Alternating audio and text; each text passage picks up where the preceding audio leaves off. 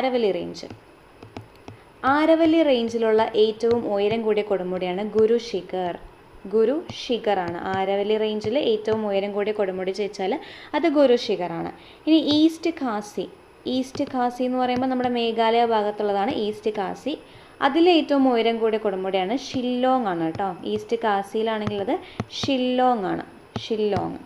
ഇനി പൂർവ്വഘട്ടം, നമ്മുടെ ഈസ്റ്റേൺ ഗാട്ട്സ് അല്ലെങ്കിൽ പൂർവ്വഘട്ടത്തിലെ ഏറ്റവും ഉയരം കൂടിയ കൊടുമുടിയാണ് ജിന്താഗഡയാണ് കേട്ടോ.